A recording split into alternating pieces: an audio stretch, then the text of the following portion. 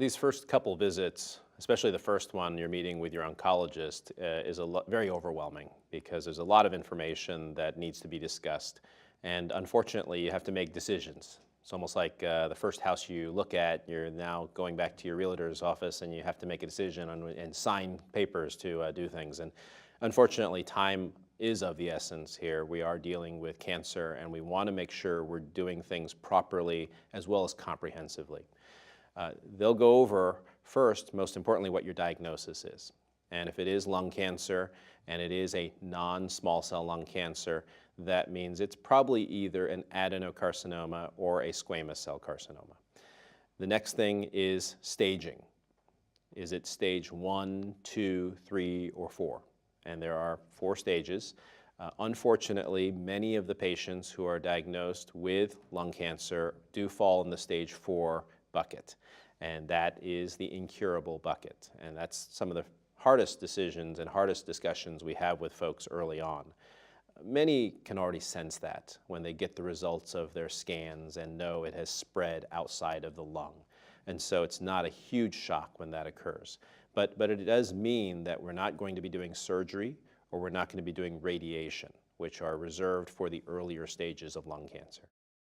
Every oncologist has to get 2 things absolutely correct.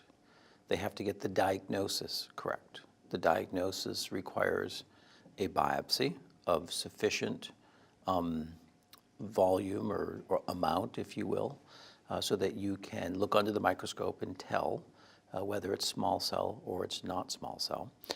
We'll talk in a little bit, when it's not small cell, there are a number of molecular tests that we're currently doing that are incredibly important.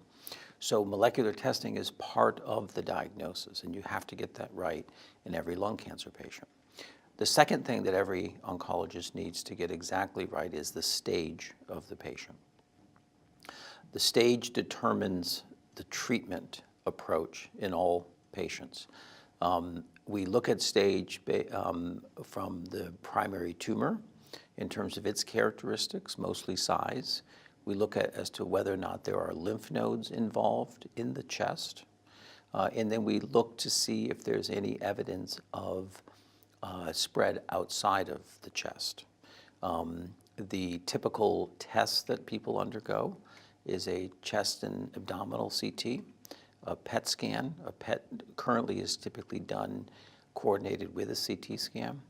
And if beyond stage 1, it's important also to assess the brain. The state-of-the-art way to assess the brain is with an MRI. And so that's kind of the standard tests that are done to evaluate for the stage of the patient.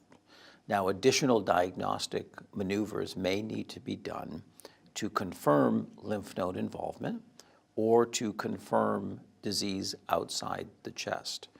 For instance, if a patient on a PET scan has a single site outside the chest, I would generally biopsy that to make sure that that one site is actually spread of the disease and not something else.